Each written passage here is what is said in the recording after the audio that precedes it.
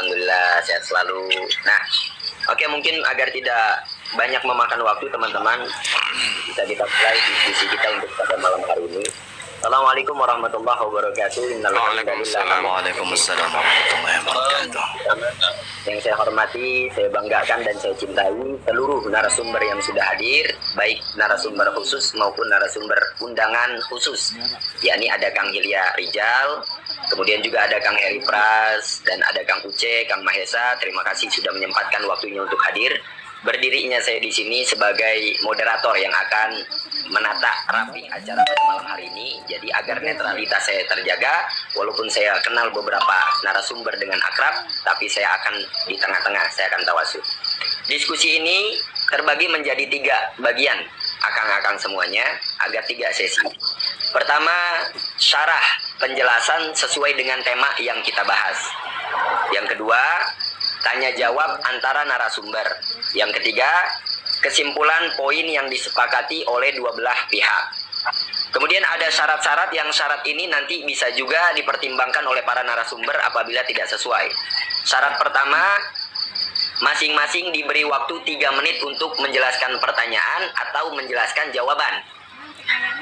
Nah, sejauh ini 3 menit kira-kira cukup nggak? Dari Kak Heri Pras dulu. Insya Allah cukup. Ya.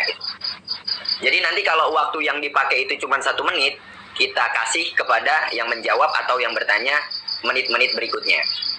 Kang Uce gimana? Kang Uce udah cukup 3 menit? Hilya lah, tanyanya ke Hilya tuh. Kalau saya mah ngikut aja insya Oh Allah. iya, Kang Hilya cukup. Ya, siap. Kang Mahesa gimana? Aman? Oke, baik, siap. Kemudian syarat yang kedua, yakni narasumber wajib on cam. Narasumber yang sedang berdiskusi wajib on cam. Ketiga, argumentasinya harus bersumber dari referensi. Karena yang hadir ini, kita nggak tahu, mungkin ada anak muda, atau ada orang tua, atau ada orang yang bahkan tidak pernah memakan pendidikan ngaji. Jadi mungkin agar bisa dipahami, harus dengan pembahasan yang mudah dipahami. Kemudian yang nomor ketiga, keempat, kolom komentar ini kita tutup agar tidak mempengaruhi sinyal pada saat kita live streaming diskusi. Gimana, setuju semuanya? Oke, teman-teman, saya kenalkan kepada kalian, di samping saya ada Kak Hilya Rijal. Kak Hilya Rijal ini seorang dai, aktivis dakwah dari lembaga dakwah. Beliau sahabat saya, dan Kang Mahesa ini senior saya, Kang Uce juga senior. Kebetulan Kang Heri Pras, karena saya baru kenal, insya Allah nanti kita kenalan biar jauh lebih instan. Nah, agar tidak memakan banyak waktu, saya minta kepada Kang Mahesa dan Kang Uce untuk tidak membuka mikrofon. Kang Mahesa, Kang Uce tidak membuka mikrofon. Jadi yang diskusi lebih awal, Kang Hilya dulu sama Kang Heri Pras. Dari pertanyaan yang nanti narasumber ajukan lebih dulu, baru nanti dijawab, kemudian dibantah atau di gimana pun terserah dari pertanyaan yang pertama ini. Kang Heri, pembuka daripada diskusi kita malam ini, bagaimana pandangan tanggapan Kang Heri tentang khawarikulil adat, keajaiban dalam perspektif hukum syar'i, akli dan a'di? Fadhal, waktu dan tempat kami persilahkan. Oke, perihal khawarikulil adat ya, masalah sesuatu yang di luar nalar begitu kan, karomah. Yang pertama, saya menanggapi karomah itu sesuai dengan sesuatu yang menguatkan syariat. Sesuatu harus bisa kita timbang dengan syariat. Apabila karomah itu melemahkan syariat, maka itu tidak bisa diterima. Tetapi apabila karomah itu untuk menguatkan syariat, maka itu perlu kita diterima. Contohnya seperti karomahnya Syekh Abdul Qadir Al-Jailani ketika dia digoda oleh iblis. Ada suatu cahaya yang menerangi suatu penjuru. Tiba-tiba keluar suara dari cahaya itu. Wahai Syekh Abdul Qadir Al-Jailani, mulai hari ini engkau telah kubebaskan dari kewajibanmu yaitu sholat, dan dihalalkan segala yang haram bagimu. Tetapi apa? Syekh Abdul Qadir Al-Jailani lebih menguatkan syariatnya daripada mengikuti bisikan dari cahaya tersebut, dengan mengucapkan berlindung kepada Allah Subhanahu wa taala. Akhirnya apa? Cahaya itu menjadi asap dan menyebar. dengan mengucapkan, sungguh sebelumnya telah ada beberapa orang yang sederajat denganmu, wahai Syekh Abdul Qadir Jailani, tetapi mereka tergoda dengan bujukanku, tetapi engkau lulus. Nah, artinya apa? Syekh Abdul Qadir Al-Jailani lebih mengutamakan syariat daripada mengikuti bujukan iblis tersebut. Nah, ini yang namanya karomah yang harus ditimbang dengan Quran dan hadis, menguatkan syariat. Kalau karomah itu melemahkan syariat, itu tidak boleh kita terima. Mungkin itu yang bisa saya jelaskan. Oke, baik, terima kasih karena Kang Heri Pras menjelaskan dalam waktu sesingkat 1 menit 30 detik, jadi waktu untuk Kahilya sebanyak 5 menit. Baik, terima kasih kepada moderator. Jawaban Heri Pras ini nggak sesuai dengan apa yang diutarakan oleh moderator. Pertanyaannya kan apa perspektif hukum khawarikul adat menurut hukum akli dan hukum adi, hukum syara. Seharusnya kita jabarkan ataupun seharusnya kita definisikan satu persatu, Mas Heri. Jadi jangan langsung meranah kepada karomah. Nah, ini bakal ada titik temunya ketika kita jabarkan. Saya seharusnya nanti bertanya dulu kepada Mas Heri. Mas Heri ini sebelumnya maaf untuk Mas Heri, background Mas Heri ini apakah pernah, maaf secara pribadi, apakah pernah pesantren atau tidak? Saya pernah pendidikan di pesantren tapi singkat. Baik, dalam riwayat ada ilami umirna an na'allaman nasa ala qadri uqulihim. Aku diperintahkan untuk berbicara kepada manusia atas kadar pemikirannya itu sendiri. Berarti kita akan bahas hukum akli. Apa itu hukum? Hukum yaitu huwa isbatu amrin li amrin au nafihi. Itu menurut kitab Syarah Jauhar Tauhid yang pertama, yang kedua adalah Kifayatul Awam. Hukum adalah menetapkan perkara kepada perkara yang lain ataupun menafikan perkara kepada yang lain. Nah, sekarang dalil akli itu terbagi, ada hukum akli, ada hukum adi, ada hukum syara. Maka kita akan bahas secara satu persatu, yaitu secara hukum akli dulu. Apa itu hukum akli? Al-hukmul aqlu wa isbatu amrin li amrin aw nafihi anhu min ghairi tawqufin ala wad'in wadi'in aw tikrarin. Hukum akal itu adalah menetapkan sesuatu keadaan untuk adanya sesuatu, atau mentiadakan sesuatu karena ketidakadaannya sesuatu. Dan juga hukum akli ini terbagi 3. Kita tahu di dalam dulu pada saat kita pesantren ini diajarkan hukum akli terbagi 3. Yang pertama ada wajib akli, yang kedua ada mustahil akli, yang ketiga adalah jaiz akli. Nah, saya akan persingkat. Yang pertama hukum wajib akli dulu. Apa itu wajibul akli? Huwal amrul ladzi la yaqbilul intifa'a li zatihi. Suatu yang tidak diterima oleh akal akan ketidakadaannya. Sesuatu yang bisa dimengerti tanpa bukti. Contoh bagaimana? Allah itu wujud, maka mustahil Allah itu tidak wujud. Adanya alam ini pasti adanya yang menciptakan. Mustahil adanya sendiri. Siapa yang menciptakan? Allah. Nah, selanjutnya ada yang namanya yaitu adalah wajibul akli daruri. Karena tadi terbagi lagi. Wajib, mustahil, wajib akli, mustahil akli, jaiz akli. Sekarang secara wajib akli daruri. Apa itu wajib akli daruri? Sesuatu yang tidak bisa diterima oleh akal akan ketidakberadaannya tanpa memerlukan dalil. Contoh, setiap zat yang hidup itu wajib ada nyawanya. Jika tidak bernyawa, pasti ia tidak akan hidup. Nah, itu secara wajibul akli daruri. Yang kedua, ada yang namanya wajibul akli naduri.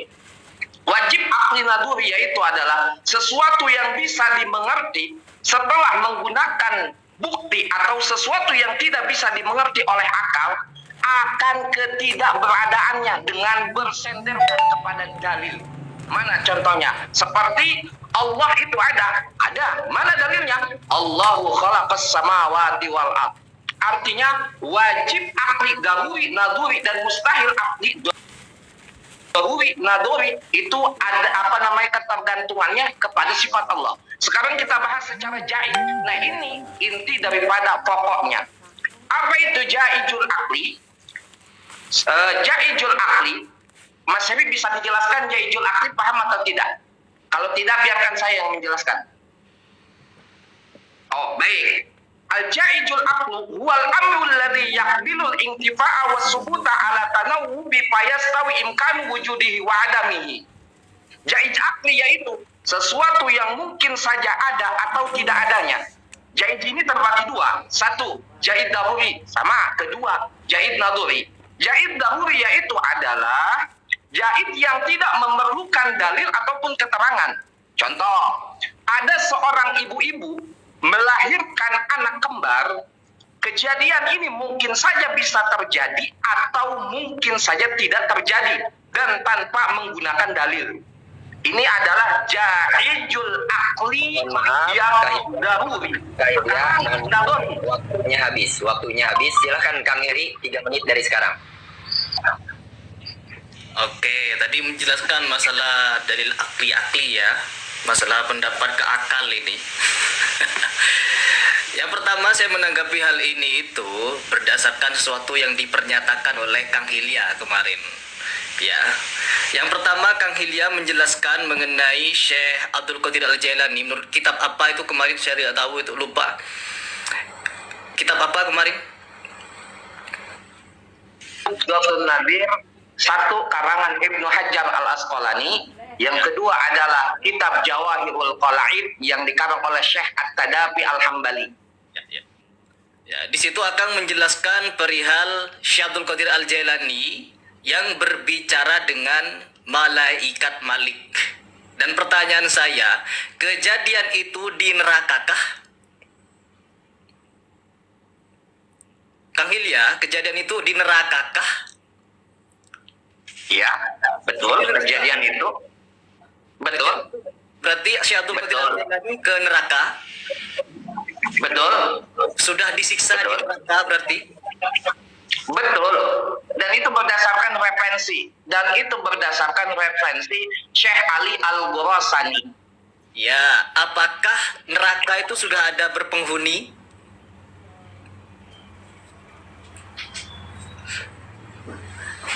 Ya, betul.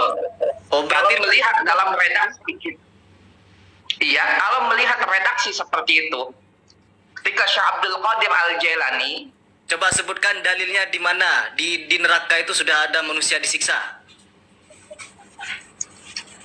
Mohon maaf sebelumnya. Ini kan sesi pertama tadi kan masih tasawur ya. Masih tasawur, jadi silakan waktunya. Jadi jangan dulu lebih ke spesifik ya, Kak Heri. Iya, Minta maaf. betul. Karena kan nanti kita baru sesi 23 itu. Silakan ya Anom. Ada sesi kedua. Jadi begini Kak Heri. Sarah penjelasan sesuai tema di sesi pertama. Kita masih masuk di sesi pertama. Nanti untuk kedepannya ada sesi kedua, sesi tanya jawab narasumber. Baru di situ Kak Heri bisa bertanya kepada Kak Hilya bertanya kepada Kak Heri. Jadi waktu yang kami berikan 3 menit ini tolong dipergunakan untuk diri sendiri dulu. Oke, Silahkan. 2 menit dari sekarang. Oke, di sini yang perlu dipersiapkan oleh Kang Hilya, yaitu pertanggungjawaban atas kitab itu mengenai Syekh Abdul Qadir Al-Jailani yang berbicara dengan malaikat Malik. Itu perlu dipertanggungjawabkan. Terus yang kedua, Syekh Abdul Qadir Al-Jailani yang diceritakan oleh Abu Ya'uci itu berdialog langsung dengan Mungkar Nakir, yang artinya itu berbeda, ya. Buya Uci menceritakan tentang Mungkar Nakir, sedangkan kitabnya tentang malaikat Malik. Kejadiannya di alam barzah yang Abu Ya Uci, sedangkan di kitab itu di neraka. Oke, ini perlu disiapkan nih. Udah itu saja. Oke, baik. Silakan waktu 3 menit dari sekarang untuk Kak Hilya. baik, terima kasih. Saya jawab.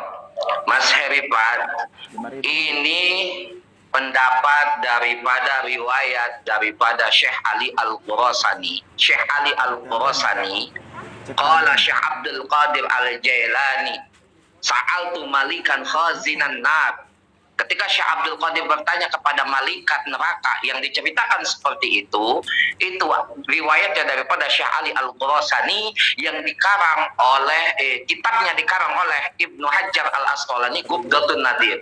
Yang kedua, Mas Heri Pras mengatakan di dalam video yang ada di YouTube bahwa ketika mencatut riwayat ini sama dengan hadis pun ada dhaif, ada maudhu, ada hadis dhaif dan ada hadis maudhu. Maka yang saya akan tanyakan, ketika kalau memang ingin membantah pernyataan riwayat ini, maka Mas Heri Pras coba terangkan Ali Al-Khurasani ini siapa? Karena dalam redaksi beberapa hadis tajrih ataupun ta'dil, tajrih dan ta'dil rijalul hadis itu riwayatnya, perawinya itu adalah cacat. Nah, orang-orang ahli hadis mengemukakan ketika melihat perawi itu cacat hafalannya, maka ini dikatakan hadis dhaif. Begitupun kalau Mas Heri menyambung ke sebelah sana, maka Mas Heri, kalau memang ini riwayat ingin dibantah, berarti perawinya silakan bantah. Apakah perawinya ini dhaif, Syekh Ali Al-Khurasani? Dan Mas Heri pun sudah harus mengetahui apa? Biografi daripada Syekh Ali Al-Khurasani.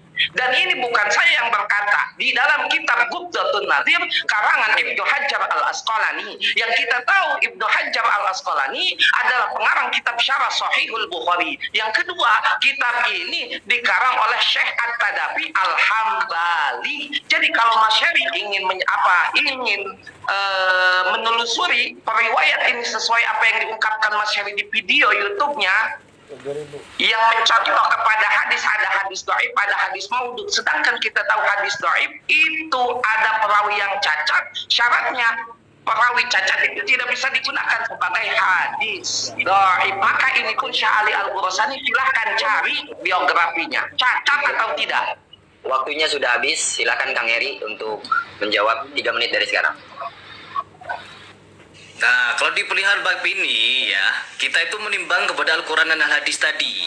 Ya, apabila kejadiannya itu di neraka. Kejadian yang disebutkan oleh Kang Hilya itu di neraka. Sedangkan yang Abu Ya Uci itu di alam barzah. Yang saya pertanyakan, ini kan nggak sinkron. Nah, ini kan nggak sinkron. Yang sinkron sebenarnya mana? Yang benar Abu Ya Uci atau kitabnya? Kejadiannya di alam barzah atau di neraka?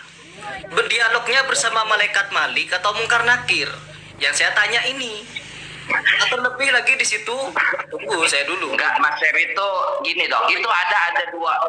Kak Hilya, jangan dibantah dulu. Waktunya untuk Kak Heri 2 menit lagi. Silakan. Ini lagi di situ yang paling janggal yang saya ucapkan pada awal tadi, bahwa karomah itu seharusnya menguatkan syariat. Ini masih kita berbicara dialog antara Syekh Abdul Qadir Al-Jailani dengan malaikat di neraka apa di alam barzah. Ini masih yang pertama. Terus yang kedua, orang fasik meninggal dalam kondisi fasik, tidak pernah sholat, yang dia lakukan hanya datang sekali setahun katanya untuk haul. Pertanyaannya, di zaman Syekh Abdul Qadir Al-Jailani apakah ada haul? Oke, itu gak perlu dijawab, ya, gak perlu dijawab. Yang perlu dijawab, apakah bisa orang yang fasik, tidak pernah mendirikan sholat dan tidak mau mendirikan sholat, bisa ditolong kepada dari siksa neraka atau siksa kubur dan masuk ke surga? Ini pertanyaan saya. Karena apa? Apabila memang bisa orang fasik ditolong masuk ke surga dan neraka, artinya beberapa ayat, ada sekitar puluhan ayat di dalam Al-Quran, dari 6.000-an ayat itu, tentunya itu tidak berguna lagi perintah kewajiban sholat. Terus yang kedua, saya mencatat ada 40 hadis sahih perintah wajibnya sholat. Nah, apabila orang fasik yang tidak pernah sholat bisa ditolong masuk ke surga, 40 hadis ini berarti tidak berguna. Ya, jadi tolong bawakan dalil kepada saya, orang yang bisa ditolong, orang fasik yang bisa ditolong tidak pernah sholat masuk ke surga. Oke, waktunya udah habis. Kak Hilya, Kak Heri, tolong agak dingin, biar kita semuanya yang menyimak di sini memahami setiap pembicaraan. Fadol untuk Kak Hilya 3 menit dari sekarang. Saya ada riwayat dan itu Kang Mahesa pernah mengatakan bahwa thariqah yang sebenar-benarnya adalah thariqah di dalam kitab Minhajus Sawa ataupun Hajus Sawi. Benar, Kang Mahesa waktu itu pernah berbicara seperti itu. Dan itu ada riwayat di situ. Oke, gimana? Kang Mahesa tidak mengakui. Oke. Itu ada dalam kitab Minhajus Sawa, Thariqah Ba'lawi, dikatakan ketika ada salah satu seorang hamba. Saya menggunakan referensi. Ketika ada seorang hamba, beliau saat ditimbang antara kebaikan dengan keburukannya itu lebih tinggi dari keburukannya dibandingkan kebaikannya. Maka pada saat itu Allah memerintahkan kepada malaikat Jibril untuk turun ke neraka. Jibril tanyakanlah hamba tersebut, apakah beliau pernah atau tidak duduk di majlis taklim? Maka dijawablah oleh orang tersebut, saya tidak pernah. Jangankan di majlis taklim, ke majlis taklimnya pun saya tidak pernah. Oke. Lalu malaikat Jibril kepada Allah Subhanahu wa taala, anta a'lamu, ya Allah, engkaulah lebih mengetahuinya. Engkaulah lebih mengetahui hambamu. Pada saat itu kata Allah, tanyakan lagi kepada hambaku ini, apakah ada nama yang baik ataupun nama menggunakan kata nama Muhammad ataupun nama-nama yang bersifat Islam. Maka pada saat itu turun malaikat Jibril menanyakan, sama jawabannya pun tidak ada. Lalu pada saat itu malaikat lapor ke Allah Subhanahu wa taala. Apa kata Allah Subhanahu wa taala? Tanyakan lagi ya Jibril, tanyakan lagi apakah beliau pernah atau tidak mencintai seseorang yang mana orang tersebut ketika melaksanakan ibadah hanya senang saja, maka aku akan mengampuninya dan aku akan mensyafaatinya. Maka pada saat itu datanglah Jibril ke neraka, ditanyakan lagi oleh malaikat Jibril. Maka jawabannya, iya Jibril, aku pernah senang ketika melihat orang tersebut hendak beribadah ataupun mencari thalabul ilmu, maka saat itu diampuni dosanya oleh Allah Subhanahu wa taala. Dan itu Minhajus Sawa. Cukup. Sekarang untuk Kang Heri 3 menit dari sekarang. Oke, pertanyaannya itu umatnya Nabi Muhammad kah? Kang Hilya jawab, itu umatnya Nabi Muhammad kah yang diriwayatkan? Kang Heri dulu. Iya, betul. Sebentar. Kang Heri dulu.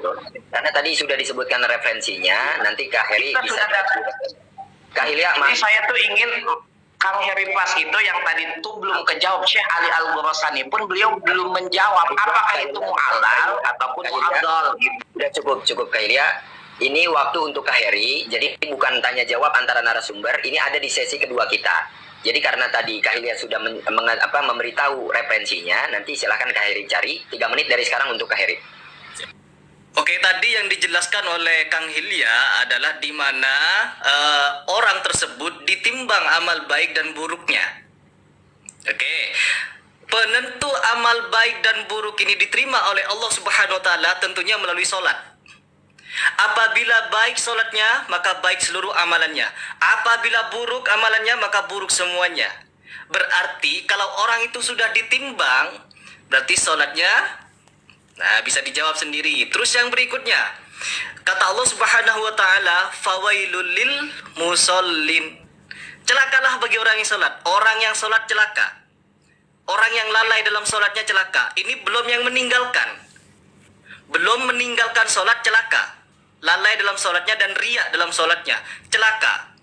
Kembali lagi kepada hadis tadi bahwa amal ibadah ditentukan oleh sholatnya. Orang itu sholat, ya pasti akan ditimbang nanti amal baik dan buruknya semua. Tetapi kalau dia tidak sholat sama sekali, dia tidak bisa ditimbang amal buruk dan baiknya. Artinya apa? Orang yang tidak sholat tidak akan pernah ditimbang amal baik dan buruknya. Karena dia tidak punya kunci surga, tidak punya syarat utama untuk menimbang amalnya.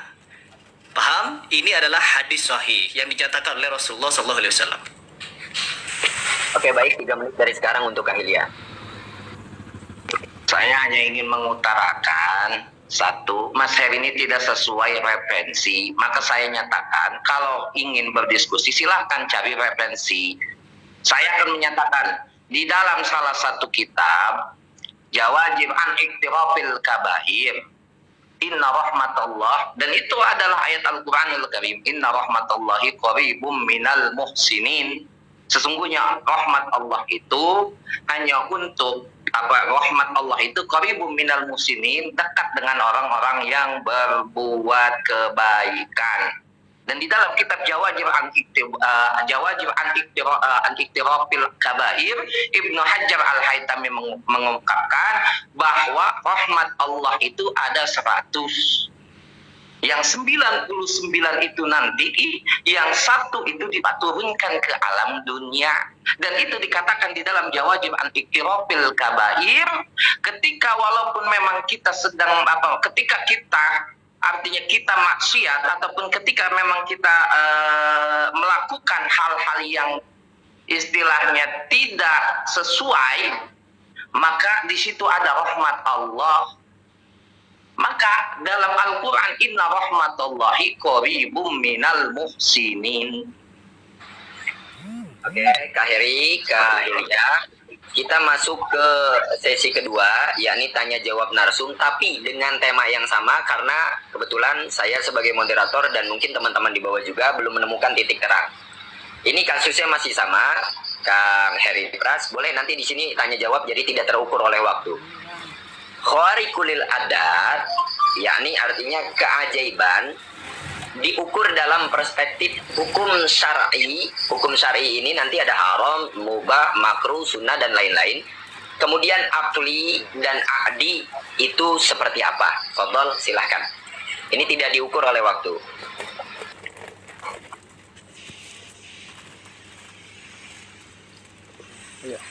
Kak Heri, Siapa dulu ini? gimana Kak Heri? Fadhol. Ya, tadi kan dari pertama saya sudah jelaskan kalau orang yang memiliki karomah itu harus ditimbang dengan hukum syariat dulu. Kak Seperti Heri, maaf Kak Heri, ini bukan karomah. Khawarikulil adat artinya keajaiban yang mungkin diperlihatkan atau diceritakan dalam perspektif syar'i, adi, dan akli.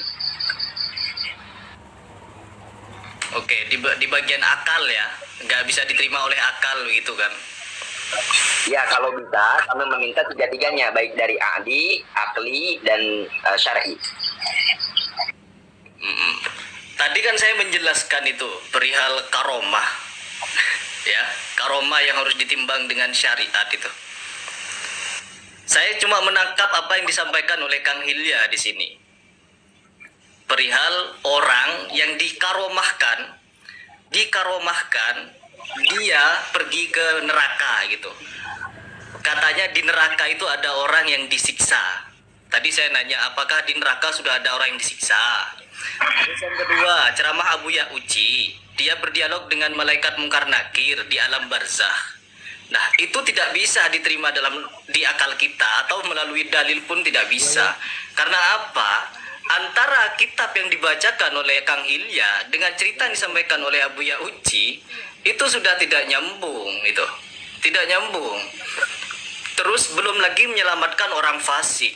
Jadi menyelamatkan orang fasik itu yang amalannya tidak bisa ditimbang karena dia tidak mendirikan sholat, itu sudah melemahkan syariat. Bukan cuma tidak dapat diterima oleh akal, tapi tidak bisa diterima oleh dalil juga. Karena apa? Kita beragama itu juga harus dengan dalil. Kalau hanya menceritakan kisah Al-Faqih Muqaddam bisa mi'raj 70 kali, menurunkan rantai emas dari langit, siapapun bisa ngarang cerita-cerita seperti itu. Tetapi apabila hal tersebut bertentangan dengan Quran hadis, maka kita harus menentangnya. Tidak dapat diterima baik dari akal ataupun dari dalil begitu. Jadi yang tanggung jawabkan adalah sendiri pernyataan dari kitab itu yang bisa menyelamatkan orang fasik dari neraka. Itu yang perlu dipertanggungjawabkan. Dalilnya mana? Bawakan dalilnya itu. Ya. Kalau tadi, tunggu dulu. Kalau tadi Kang Hilya menyatakan ada orang yang ditimbang. Nah, kalau orang sudah ditimbang, artinya amalnya diterima itu. Karena untuk mencapai pada tahapan ditimbang itu harus ada amalan diterima dulu. Kalau sholatnya sudah tidak diterima oleh Allah, tidak akan ditimbang, langsung dijebloskan ke neraka. Artinya apa? Orang itu tidak sholat, tidak bisa diterima amalannya.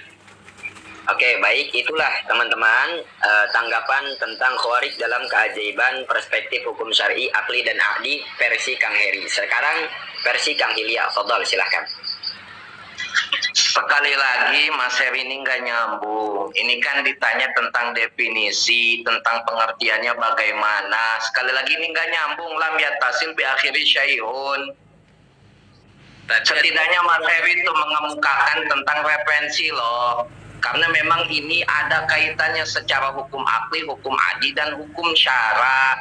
Oke. Saya nggak nyambung ini, nggak menangkap. Baik, kalau gitu Mas Heri kalau tidak bisa menjawab, biar saya yang menjawab. Di dalam kitab Kifayatul Awam, tahu Mas Heri Kifayatul Awam? Silahkan dibaca. Oke. Di dalam kitab Kifayatul Awam, apa itu yang namanya jai? Tadi tinggal kita teruskan saja. Ada yang namanya jaijul akli. Secara hukum akal, apa itu jaizul akli? Wal amrul ladzi yaqbilul intifa'a was subuta ala tanawubi fayastawi imkan wujudihi wa adamihi. Jaiz akli yaitu sesuatu yang mungkin saja ada atau tidak adanya. Dan jaiz ini terbagi menjadi dua. Satu, jaiz daruri. Yang kedua ada lagi yaitu adalah nazari. Jaiz daruri yaitu jaiz yang tidak memerlukan dalil ataupun keterangan. Tadi saya sudah sampaikan bahwa ketika ibu-ibu melahirkan anak kembar, kejadian ini mungkin saja bisa terjadi atau mungkin saja tidak terjadi. Seperti itu. Dan ada lagi jaiz nazari. Apa jaiz nazari? Jaiz yang memerlukan keterangan. Contohnya, tongkat Nabi Musa bisa membelah lautan karena memang membutuhkan kepada dalil. Kan ini kan jaizul akli secara akal. Maka ini membutuhkan dalil. Tongkat Nabi Musa membelah lautan, itu ada dalilnya. Bagaimana? Walaqad auhayna ila Musa an asri bi ibadi fadrib lahum tariqan fil bahri yabasa. Poin yang penting, kolerasinya nih, kan kita membahas tentang keajaiban menurut hukum akli. Dari tadi saya belum menangkap. Poin pentingnya, maka keajaiban yang Allah berikan kepada hambanya yang dipilih, ini masuk kepada jaiz akli nadhari. Contoh, ada seseorang ulama bisa membelah diri menjadi dua, itu jaiz nadhari yang membutuhkan dalil. Mana dalilnya? Dalilnya kisah pemuda Ashabul Kahfi yang tidur 300 tahun, tidak makan, tidak minum, diberikan pengetahuan tidak sakit 300 tahun. Apa suratnya? Walabisu fi kahfihim salasami'atin sinina wajdadu tis'a. Qulillahu a'lamu bima labisu. Mereka tinggal dalam gua selama 300 tahun dan ditambah 9 tahun. Katakanlah Allah lebih mengetahui berapa lamanya tinggal. Yang kedua, kalau Mas Heri ingin menghalukan, jangan kisah Syekh Abdul Qadir Jailani, kisah-kisah yang masyhur dicatat di dalam kitab Jami'ul Karomatul Aulia yang dikarang oleh Syekh Yusuf An-Nabhani. Syekh Yusuf An-Nabhani mengutip pendapat Syekh Tajuddin di dalam kitab Tabaqatil Kubra. Yang kita tahu dalam kitab Tabaqatil Kubra itu adalah pegangan fatwa Syafi'iyah hingga saat kini. Dan itu dikisahkan ulama-ulama. Satu, apa yang dikatakan oleh Syekh Tajuddin di dalam Tabaqatil Kubra, al-karamatu anwa lil karamati anwaun. Karamah itu bermacam-macam. Yang pertama, an-nau'ul awwalu ihya'ul mauta, menghidupkan orang mati. Coba, ekstrim nggak? Menghidupkan orang mati. Wastushhida lidzalika bikisati Abi Ubaidah al-Busra. Dan sudah disaksikan oleh orang banyak kisah menghidupkan orang mati. Seperti siapa? Kisah Abi Ubaidah al-Busra. Idza da'a Allah fil qazbi ayyuhya dabatu fa ahyaha. Ketika Ubaidah al-Busra berdoa kepada Allah dalam peperangan karena kudanya terpanah hingga mati, maka Ubaidah al-Busra berdoa kepada Allah Subhanahu wa taala, apa untuk dihidupkan kembali? Apa enggak ekstrim itu tentang karomah? Yang kedua, ada lagi yaitu namanya kisah Syekh Abu Yusuf Ad-Dahmani. Syekh kisah Abu Yusuf Ad-Dahmani di dalam kitab Jami'u Karamatil Aulia, idza ja'al ilal maiti wa qala lahum kum bi'idnillahi faqoma wa asya ba'da dzalika zamanan tawilan. Ketika Abu Yusuf Ad-Dahmani datang ke satu mayit, maka apa yang dikatakan oleh Abu Yusuf Ad-Dahmani? Kum biiznillah, bangunlah kamu dengan izin Allah. Faqoma wa asya wa zamanan tawilan. Maka pada saat itu hidup kembali dengan waktu yang panjang. Ada lagi kisah yang lebih ekstrim kalau pengen tahu. Siapa? Hikayat Syekh Fathuddin Yahya annahu waqa'a fi dari tiplun saghirun min sudhin famata pada Allah fa ahyahu. Hikayat Syekh Fathuddin Yahya, ada seorang anak kecil jatuh dari loteng, pada saat itu hidup, maka Syekh Fathuddin Yahya berdoa kepada Allah untuk menghidupkan orang tersebut, anak kecil tersebut, maka hiduplah pada saat itu. Apa enggak ekstrim? Apa ini enggak ekstrim loh, menghidupkan orang mati? Kisah Syekh Ahdal idnada alal ghurwatil maitati fajat ilai. Kisah Syekh Ahdal ketika memanggil kucing yang sudah mati, maka hidup kembali dan mendekatilah kepada Syekh Ahdal. Enggak ekstrim, ini enggak dihalukan. Sedangkan ini dikarang oleh Syekh Tajuddin di dalam kitab Tabaqatil Kubra. Yang saya inginkan kepada Mas Heri, mana riwayat yang membantah-bantah tentang karomah itu terjadi terhadap ulama ataupun terhadap orang-orang soleh. Yang kedua, ada lagi di dalam kitab Tajuddin As-Subki, di dalam kitab Tabaqatis Syafi'iyah. Silakan bantah. Kalau memang mau ini, bantah silakan. Mau dikatakan kita bini halu? Siapa yang berani mengatakan kita bini halu?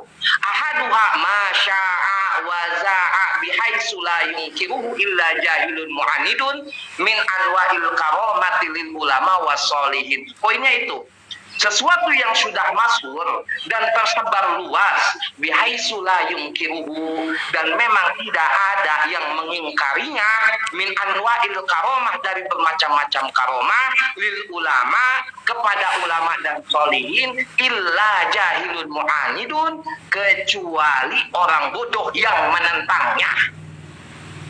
Kang Heri, mohon maaf, ini saya tegaskan, ini tanya jawab antar narasumber. Jadi ketika Kang Heri menjelaskan, boleh Kang Heri bertanya, Kang Hilya bertanya, atau Kang Hilya menjelaskan, Kang Heri bertanya. Tidak terbentur pada waktu. Dan satu lagi, saya minta untuk semua narasumber sesuai dengan kesepakatan di awal, tolong bawakan referensi. Baik itu dari hadis kah, dari dalil kah, atau dari referensi kitab kah? Ya, oke. Silakan. Dan sekarang saya ingin katakan ke Mas Heri, silakan.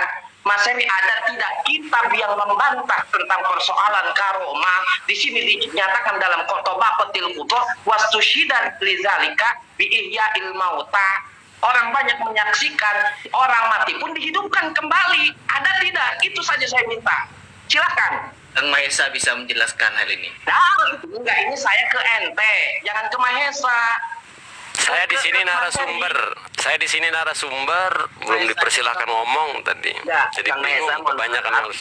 maaf. Jadi saya tegaskan, sekali lagi saya tegaskan kepada semua narasumber di sini, ini juga agar netralitas saya terlihat, saya menghargai semuanya, dan ini waktu untuk Kahilya dengan Kaheri Pras.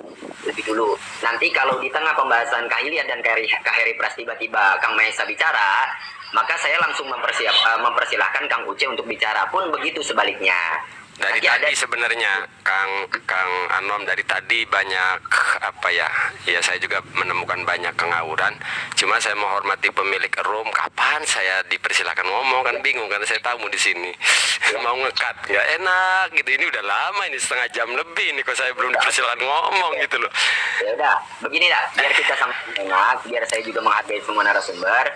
Gimana kalau antar narasumber yang sedang berdiskusi ketika minta salah seorang untuk berbicara, contoh Kang Heri minta Kang Mahesa bicara, baru diperbolehkan, atau Kang Hilya minta Kang Uce bicara, baru diperbolehkan. Gimana begitu?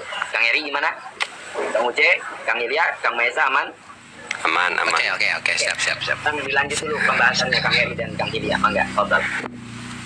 Kang Heri sudah ngelempar ke saya ini.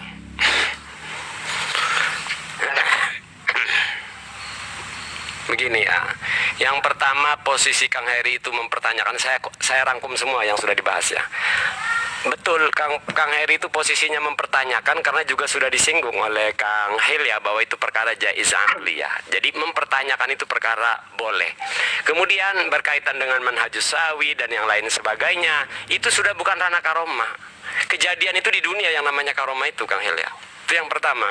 Kemudian yang kedua, kita tidak bisa menuntut banyak Kang Heri referensi karena beliau bukan santri.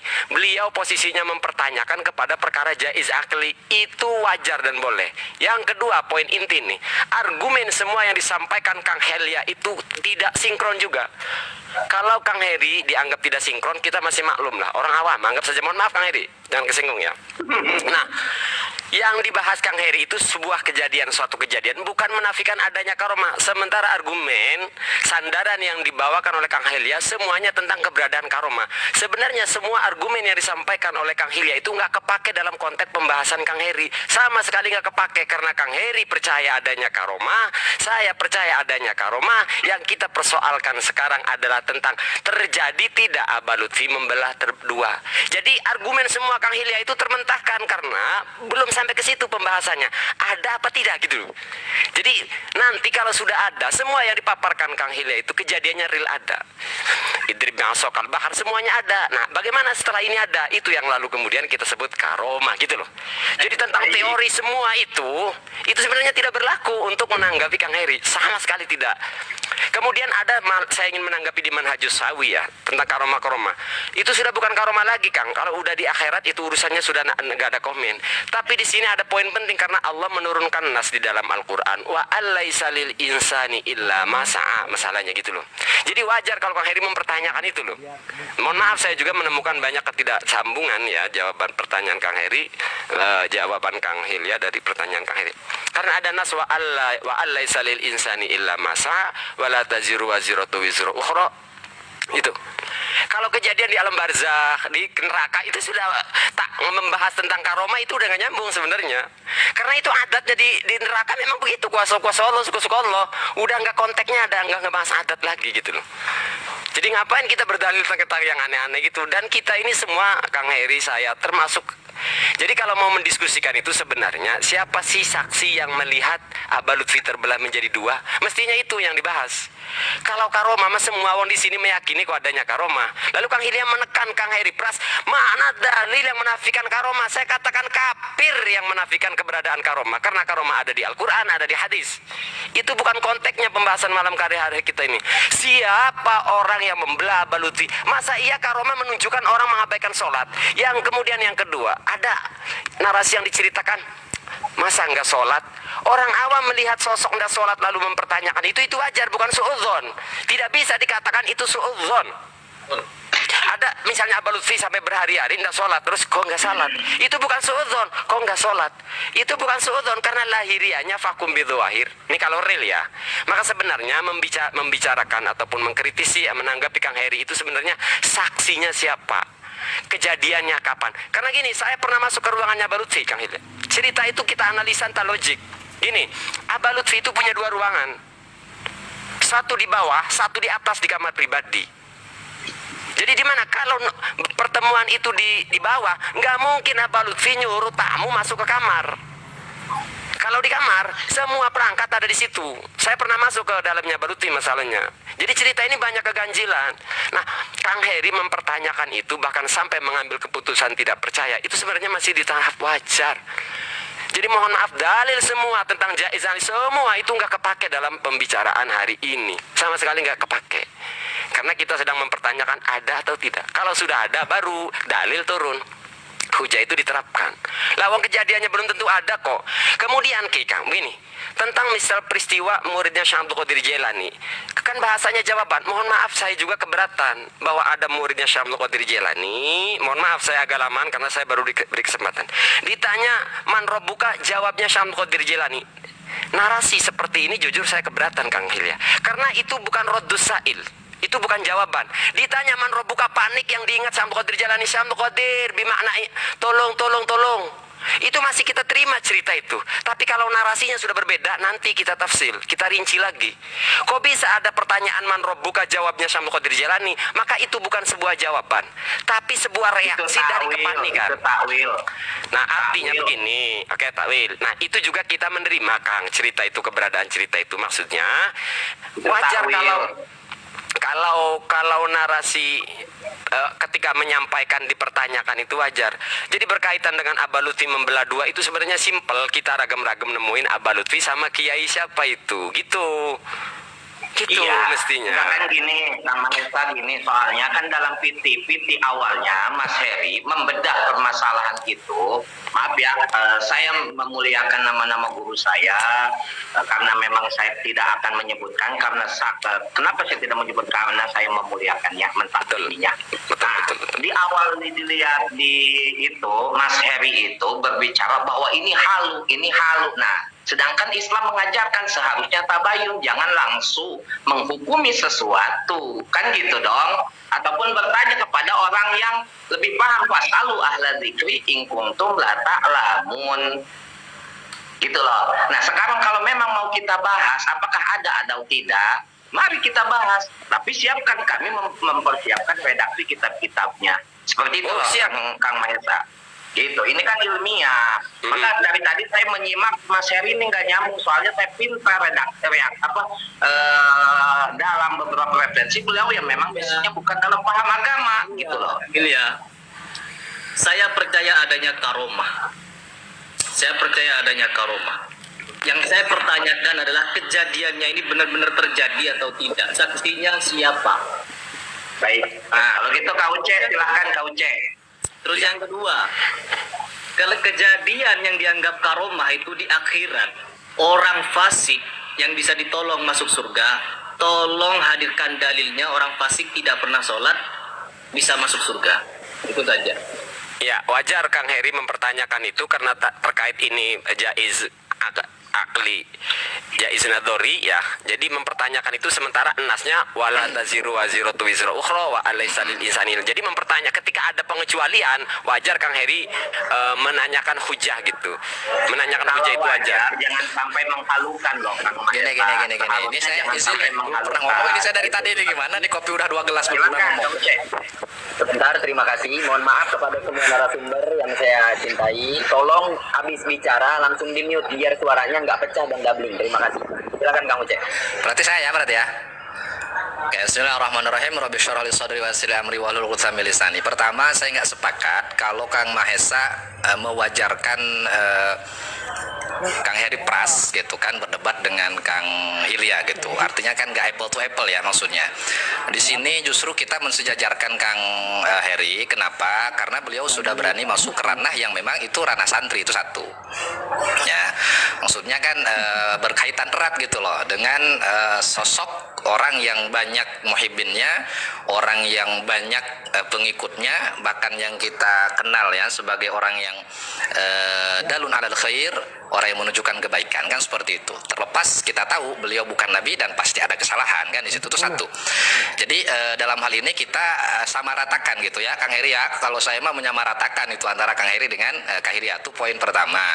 Kenapa? Karena dalam hal ini kan kita sama-sama tidak harus di pesantren juga. Yang jelas kan kita mengukur kemampuan narasi kita berdasarkan referensi, kan seperti itu. Kalau hanya sekedar misalnya bertanya, mempertanyakan itu sebenarnya emang nggak ada masalah gitu, sekedar mempertanyakan. Tapi kan di video-videonya Kang Heri itu kan sudah agak tendensi bahkan lebih ke menyimpulkan gitu bahwa saya tidak percaya kalaupun ada gitu kan, tidak ada kata-kata kalau itu ada saya percaya tapi saya nggak percaya dengan cerita itu dan seterusnya. Makanya kan di judul temanya itu tadi apa? Keajaiban dalam perspektif ilmu syar'i, hukum syar'i, akli dan adi, kan seperti itu.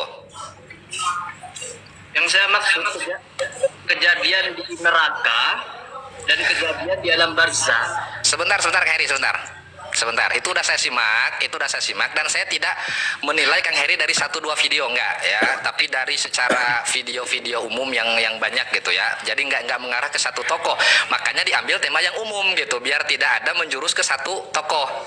Jadi tema ini sangat umum gitu. Khawarij dalam kacamata ilmu hukum syar'i, akli dan juga adi, kan begitu. Saya pengen jawab Kang Heri ya, karena saya juga ingin ngejawab Kang Heri. Oh, boleh. Saya minta Kang Heri tolong fokus ke kamera karena kebetulan saya sebagai moderator juga dari tadi nahan kencing ini, nggak berani untuk ngalor ngidul. Mohon maaf, terima kasih. Lanjut Kang Maesa. Oke, Gini Kang Heri. Ini saya belum selesai ini Kang Maesa. Oh, boleh, lanjutin. Sebentar lagi. Nah, maka Kang Heri gini. Tema yang umum ini kan sebenarnya kan kita tahu, saya paham gitu, ukuran kita semua itu hukum. Di dalam memecahkan satu kondisi atau cerita atau satu kejadian itu kan hukum. Tapi jangan kita nafikan. Hukum itu ada 3, ada hukum syar'i yang menjadi rujukannya adalah Al-Quran dan hadis. Kemudian ada hukum akli gitu yang bersandar pada logika. Jadi agama Islam ini tidak menafikan logika, enggak sama sekali. Dan yang 3 ada hukum adi, hukum adat, yaitu isbatu amrin li amrin aw nafyu anhu biwasitati tikrari ala al-hissi ma sihhati takhallufi wa adami ta'thirihi. Nah, kan sebenarnya dari ketiga hukum itu tadi sebentar.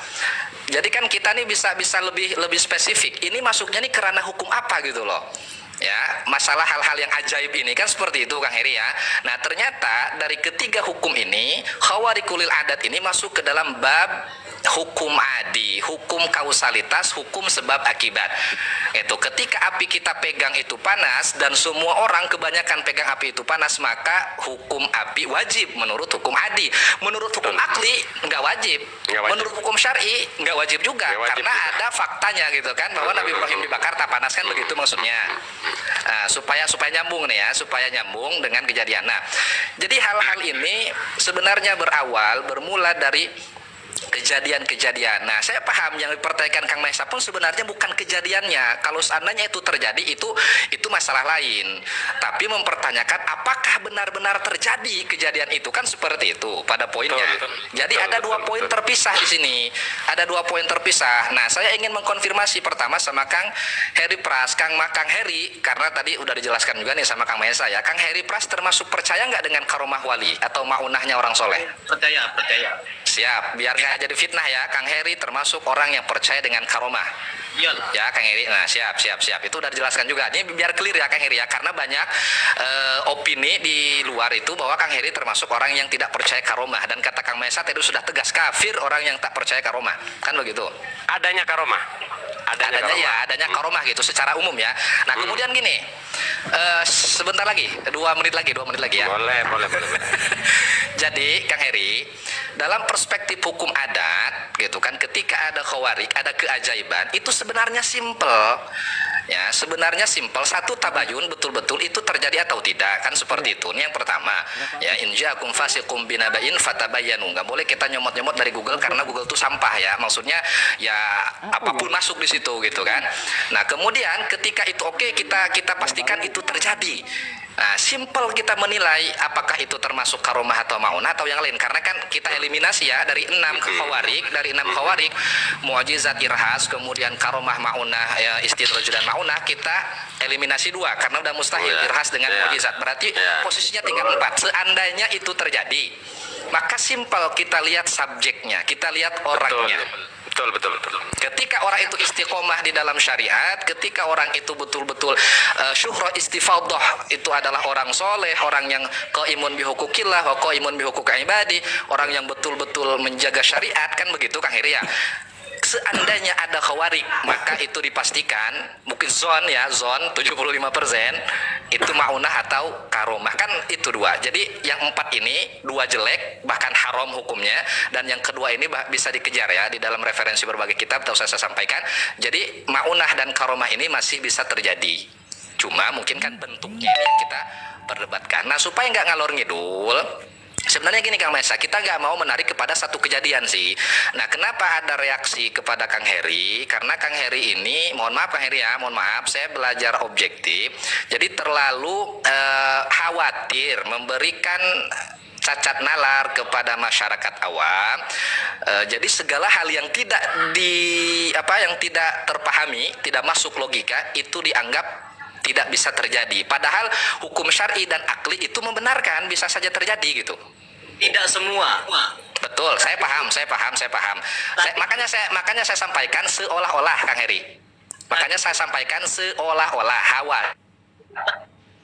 Tadi di pembukaan narasi-narasi yang dibangun oleh Kang Heri. ngelek. Cek, oke. Tadi di awal pembukaan sudah saya jelaskan kalau saya percaya karomah, bahkan saya menjelaskan karomahnya Syaikhul Qadir Jailani yang di iblis itu saya percaya karomah itu, tetapi karomah yang menguatkan syariat. Tetapi kalau karomah yang merendahkan syariat sampai meninggalkan sholat, maka itu perlu dipertanggungjawabkan lebih ketat lagi. Terlebih lagi orang yang meninggalkan sholat dari zuhur sampai isya. Nah, terlebih lagi tadi Kang Maesa menyebutkan bahwa kamarnya itu ada di atas dan di bawah. Makanya tadi gini, Kang Heri, saya nggak ke spesifik dulu. Saya menyimpulkan dari kebanyakan video yang Kang Heri publish, ya itu khawatir. Makanya tuh saya sampaikan tuh khawatir, ya Kang Heri memberikan pemahaman yang liar sehingga masyarakat, dan ini terjadi gitu Kang Heri. Makanya sampai ramai gitu. Ini terjadi. Jadi masyarakat banyak yang salah paham sehingga banyak yang menyimpulkan bahwa Kang Heri ini sampai gitu ya, beberapa kalangan itu kan menyimpulkan bahwa Kang Heri nggak percaya karomah. Kenapa? Karena dari narasi yang disampaikan kan seperti itu. Harusnya kan Kang Heri ketika harusnya kan Kang Heri ketika menyampaikan satu hal yang menurut Kang Heri tak masuk akal atau yang Kang Heri tidak percaya, Kang Heri sampaikan satu kisah pembanding yang betul-betul itu diakui terjadi, atau syuhro istifadah gitu ya, itu betul-betul diakui terjadi oleh para ulama sebagai pembanding gitu loh. Nah kalau kayak gini saya percaya. Mohon maaf kalau saya kayak gini saya nggak percaya, kan masuk akal. Tapi Kang Heri ini hanya menyampaikan yang sesuatu yang tidak diyakini gitu terjadinya oleh Kang Heri, sehingga kita pun tak bisa menyalahkan netizen ketika menyimpulkan Kang Heri terlalu umum gitu maksudnya. Nah gitu kira-kira. Ngopi dulu, santai. Kalau konteksnya resiko yang dipaparkan oleh Kang Uce itu hanya berdampak buruk kepada Kang Heri, dianggap Kang Heri tidak percaya karomah. Justru kalau Kang Uce ini memperhitungkan dampak ke masyarakat, lebih bahaya ketika itu tokoh Kang Uce. Karena nanti akan terjadi kefanatikan. Lah Kang Uce mempertimbangkan konsekuensi buruk hanya kepada Kang Heri, ngapain dipikirin? Orang mau benci Kang Heri juga. Artinya gini, kalau berbicara bahayanya justru saya nggak memikirkan Kang Heri. Saya mah nggak peduli orang mau ngira Kang Heri apapun, nggak ada implementasinya ke saya. Berarti kumat. Betul. Maka berarti konsekuensi itu akan lebih bahaya ketika tokoh agama. Gitu loh. Contohnya tadi kayak kisah masalah sholat gitu loh. Nanti justru akan lebih buruk, orang awam akan menyepelekan sholat gitu. Nah makanya yang saya mau tuh gini Kang Mahesa, yang saya mau ketika Kang Heri menyampaikan satu pendapat atau satu pandangan tentang satu kejadian, saya sering melihat Kang Mahesa ini mentakwil itu yang saya tunggu. Contoh misalnya ya, mohon maaf ya weh, saya mau jawab Kang Heri lah. Saya masih jawab Kang Heri karena saya juga pengen ngejawab Kang Heri ya. Itu yang kami tunggu. Jadi fitnah itu tidak terjadi. Jadi ditakwil gini loh, maksudnya gini. Ya wes Kang Uce, sebenarnya ada, tapi itu ditakwil. Mungkin ya kita kan husnuzon, malah tahu Buya Uci ini ya nggak lupa nyebutkan ini mimpi atau ya namanya sedang mengisahkan sesuatu, kan nggak mungkin plus 100% sama dengan yang ada di referensi gitu maksud saya. Wes gini Kang Uce, saya izinkan menjawab Kang. Moderator izin ke kamar mandi 2 menit. Ya siap. Ya. Saya ingin menjawab Kang Heri di sini. Ini untuk menunjukkan objektifnya saya gitu. Gini. Siap. Netral. Di mute dulu Kang Uce mendal. Jadi gini. Ini Kang Heri berkaitan kalau neraka ya sudah berpenghuni, itu saya tak menyalahkan karena nanti setarnya nanti setelah yaumil qiyamah. Itu saya anggap wajar pertanyaan. Jadi surga juga sama Kang. Surga itu pertama nanti yang membuka itu baginda Nabi Muhammad. Tapi berkali-kali di Quran dijelaskan tentang surga. Maka di sini terjadilah perdiskusian para ulama, surga kholid apa tidak kholid gitu ya. Jadi kata surga dan neraka itu untuk pendekatan, untuk sebuah tempat yang indah surga. tempat yang buruk neraka. Jadi kalau neraka dan surga yang spesial itu nanti masih dalam gembokan memang. Jadi bisa jadi itu terjadi ya. Tapi ini bahwa sebenarnya mestinya ini jawaban Kang Hilya ya. Kang Hilya yang menjawab ini. Tapi syukur malah saya yang ngejawab gitu. Bisa jadi terjadi itu. Tapi itu neraka itu untuk sebuah gambaran tempat siksaan gitu. Gitu Kang Heri. Jadi itu bisa saja terjadi, tapi nah di sini saya malah salutnya juga sama Kang Heri karena itu tadi Kang Uce ada nas berkaitan dengan sholat ini sangat penting gitu loh. Jadi saya kira sudah dijawab Kang Heri ya. Jadi itu sebuah tempat yang menggambarkan tempat siksaan, bukan neraka yang Kang Heri kenal di hadis itu. Gitulah. Gitu. Jadi Mas Heri. kedua, gitu maksud saya gitu. gini kedua Kang Heri ini Paham enggak nih ketika dijelaskan oleh Mahesa? Yang saya tunggu kan Mahesa objektifnya. Saya Paham nggak, Mas objektif, Heri? saya masih objektif. Jadi sebenarnya Kang Heri ini mempersoalkan perkara yang khusus. Semua dalil dan argumen yang dibawakan Kang Hilya dan Kang Uce itu perkara yang umum. Maka tidak bisa dipakai untuk menghujai pertanyaan atau kritikannya Kang Heri. Nggak bisa. Karena itu perkara umum. Iya, Sementara paham. itu. Jadi sebenarnya ini kalau mau serius ya menanggapi Kang Heri mestinya kita bareng-bareng. Karena gini, ketika konsekuensi cerita itu kalau logik saya begini nih ya. Ini bukan tadi kan tentang jaiz akli. Karomah kok mempertunjukkan orang tidak sholat. Nah, di sini ditemukan ganjilan ngambil asbak. Itu ganjil. Bagi saya yang tahu tempat Abah Lutfi itu ganjil itu. Ganjil Kang. Jadi saya masuk di dalam semuanya ada di situ. Kalau di kamar ya, Bau. Oke, ini karena kan ini hal-hal yang syak nih. Minta maaf sebentar Kang. Seandainya itu terjadi Kang Mesa, Waktu ya taslim ge, makanya kan kita maksudnya kan kita lagi menganalisa nih. siap, aman. Lagi aman. di ruang tamu, dohor, asar, maghrib nggak sholat. Masa iya karoma bentuknya menunjukkan saya tidak sholat.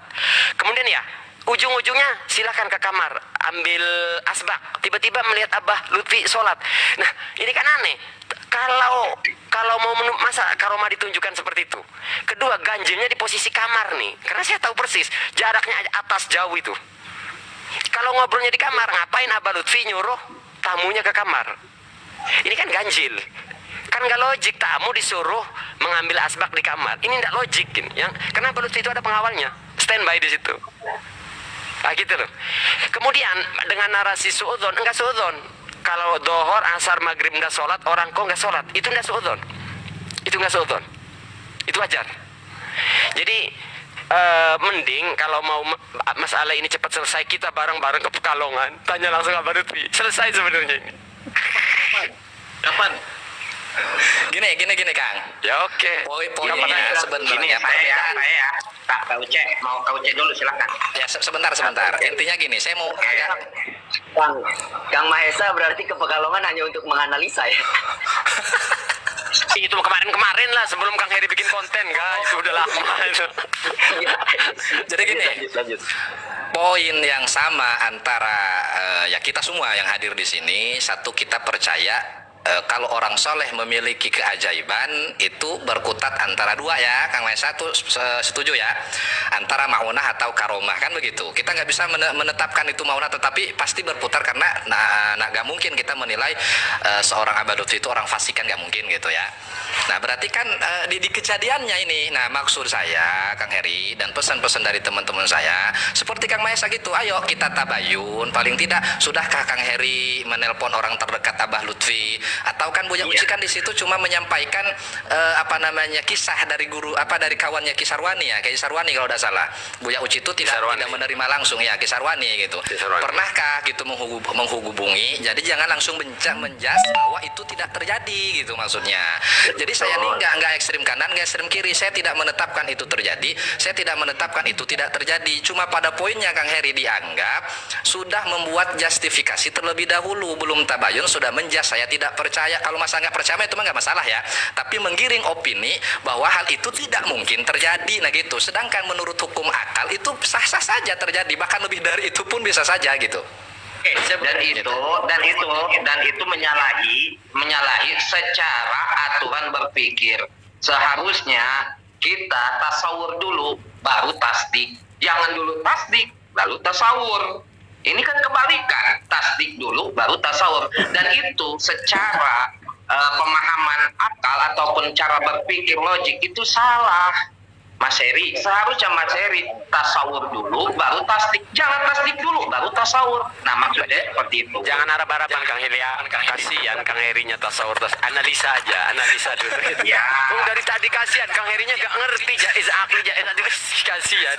Ya aja ngomong sama Mas Itu kan, karena kan beliau pun gini loh, Kak Mahesa, Kak Mas Heri ini, artinya gini loh, saya tuh sangat menyayangkan ke Mas Heri tuh, jangan dikit-dikit langsung buat video, jangan dikit-dikit buat video langsung ini halu.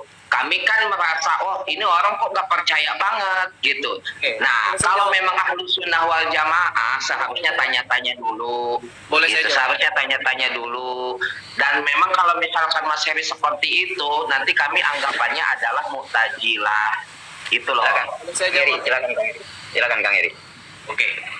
Yang pertama, kenapa saya langsung menyatakan itu halu? Karena tidak akan mungkin karomah itu membuat orang tidak sholat. Itu yang satu. Terus yang kedua, karomah terjadi di alam barzah dan di neraka. Orang yang fasik lagi yang ditolong. Kalau orang fasik bisa ditolong, artinya akan memotivasi orang untuk malas-malasan dalam sholat. Toh saya cinta kepada hamba, toh saya cinta pada kiai, cinta sama Abu Ya Uci. Nanti meskipun saya tidak sholat, meskipun saya fasik, kelak akan ditolong saya. Ini motivasi yang akan ditangkap oleh orang. Sedangkan di dalam Al-Quran sudah jelas, kalau kita meninggalkan, di dalam Al-Hadis juga jelas, sholat itu adalah amalan pertama yang dihisap. Ya, berbeda dengan dalil yang tadi Kang Ilya bawakan. Orang yang sudah ditimbang amal baik dan buruknya. Artinya kalau orang itu sudah ditimbang amal baik buruknya, artinya sholatnya diterima.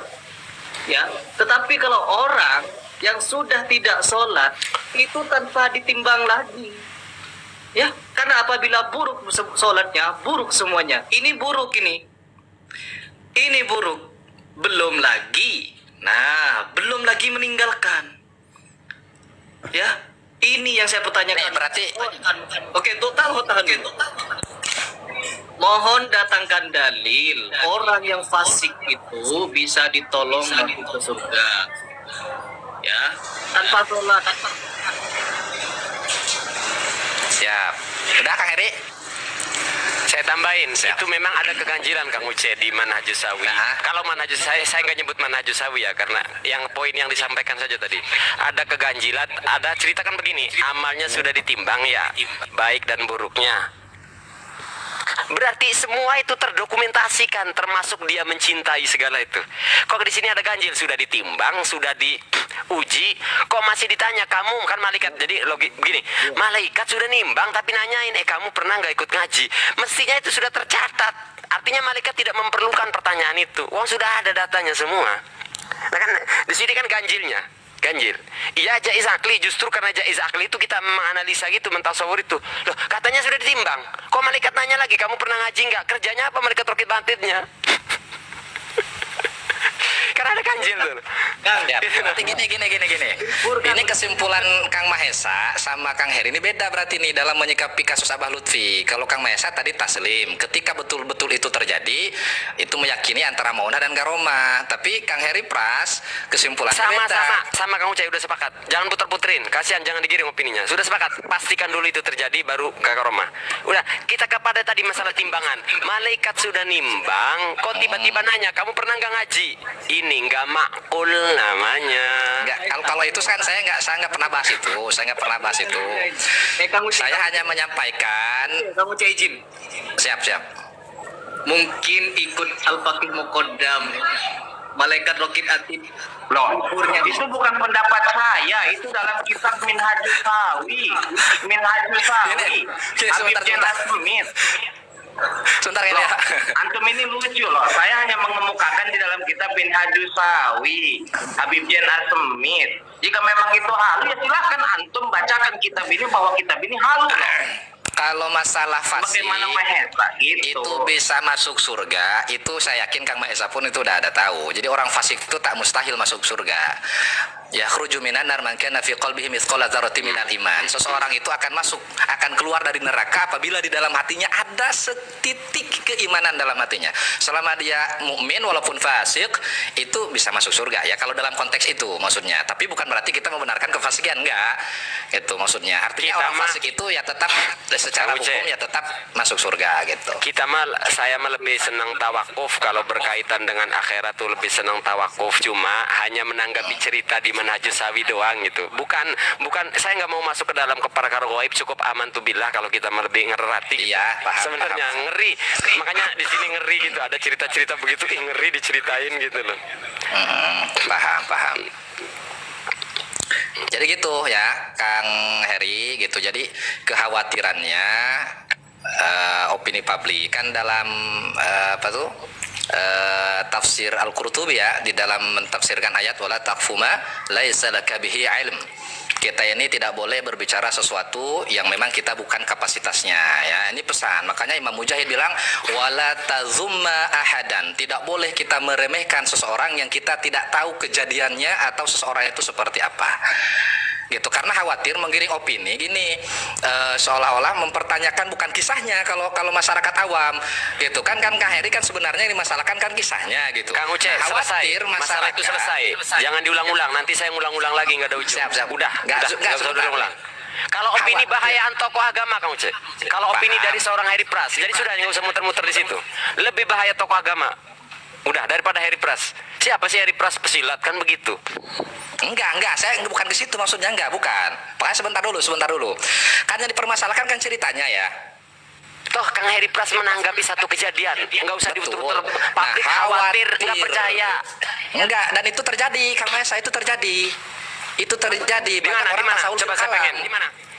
Yang terjadi itu orang nggak percaya kisah terbelahnya Aba Lutfi, bukan adanya karomah. Kalau Betul, saya paham akan itu. objektif, Gini dulu, kalau akan objektif, sebentar dulu. nggak khawatirnya itu lebih bahaya tokoh agama nyeritain sesuatu yang memotivasi, bener kata Kang Heri, yang memotivasi orang mengeremehkan sholat. Jadi saya kira udah nggak bahas lagi, udah itu selesai. Nanti itu lagi saya jawabannya itu lagi. Mending ganti topik. Kasihan. Oke, Kang Uce. Siap. Kang Uce. Saya bukan mempermasalahkan karomah itu ada atau tidak. Udah selesai. Udah Saya selesai. Jangan paham, diulang-ulang paham. dulu Kang Ucenya. Saya paham. Nanti feedbacknya ke Aba Lutfi dan Abu Uci loh. Udah jangan dibahas-bahas lagi. Oke. Pikirin feedbacknya. Benar-benar. Pikirin Mahesa feedbacknya. tuh bisa, dia tuh beralih kemana-mana. Yang kami inginkan itu Kang Mahesa, yang kami inginkan bahwa masalah yang terbelah dua itu maksudnya seharusnya tadi itu bahwa Heri Pras seharusnya Nah, dulu, sepakat, gitu. sepakat. Kalau Jadi itu jangan sepakat. jangan dulu beliau ini langsung memvonis ataupun menghakimi bahwa ini halu. Kalau memang ini dikaji secara ilmiah, ya kami pun ada kajian secara ilmiah seperti itu loh. Oke, tahan. Maaf Kang Heri dan semuanya, di sini tidak terfokus pada satu ya, entah itu Habib Lutfi atau Abu Uci, karena yang kebetulan dibahas oleh Kang Heri juga kan banyak, Fakihil Muqaddam, kemudian para habaib dan ulama lainnya ya. Jadi ini random ya, silakan. Jangan terfokus. Mari silakan. Yang tadi yang paling saya tekankan di sini adalah kitab yang dibacakan oleh Kang Hilya, yaitu dialog di neraka itu. Terus yang diceritakan man robbuka, Asy'ab Abdul Qadir Jailani dan terus begitu. Nah, Kan itu udah tadi dijelaskan oleh Mahesa, itu ditakwil. Coba antum tanya lagi, antum udah tanya belum? Itu takwil, itu loh maksudnya. nah yang saya permasalahkan motivasinya kepada umat apabila ada orang fasik bisa ditolong masuk surga gitu.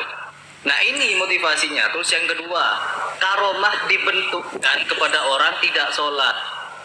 Nah kenapa saya mulai langsung menyebut halu itu tidak terjadi? Karena tidak mungkin karomah itu diturunkan kepada wali untuk meninggalkan sholat. Itu yang kedua. Terus yang ketiga, karomah masa seperti orang yang fasik ini sudah tidak ditimbang amal baik buruknya, malah masuk surga. Nah, benar memang apabila ada secuil ya, iman di dalam hati akan masuk surga. Tapi itu nanti perjalanannya panjang, tidak instan. Syaikhul Qadir Al-Jailani mau nolong muridnya yang tidak pernah sholat, ya, tidak bisa instan. Apalagi kisahnya seperti ini. No. Iya, saya paham. Saya paham apa yang diceritakan oleh Mas Heri. Saya kan membawakan kitab dan itu 2 kitab. Oke. Tadi Kang Mahendra sebenarnya nggak apa namanya percuma menjelaskan ke Mas Heri. Jil. Khairi ya. Kang Mohon Maya. maaf. Khairi, mohon maaf, sebentar. Maaf.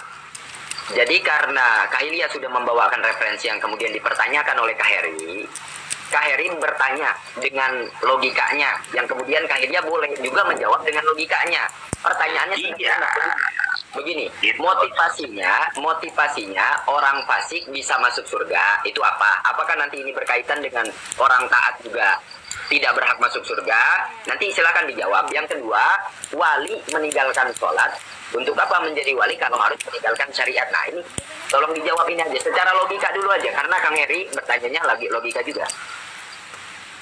Enggak Kang Ilya jawab. Baik, terima kasih Kak Anom. Ya, Saya apa, ulangin pertanyaannya. Udah cukup. Iya. Ulang boleh. Oke, jadi motivasinya orang fasik yang terselamatkan kemudian masuk surga. Lalu kemudian ini apakah tidak khawatir menggiring opini publik nantinya? Oh, buat apa gue sholat kalau ada orang fasik masuk surga? Nantinya begitu. Ini logika berbicara. Ini logika saya sebagai moderator ya. Nah, terus kemudian apakah surga itu hanya diperuntukkan nantinya untuk orang-orang yang taat?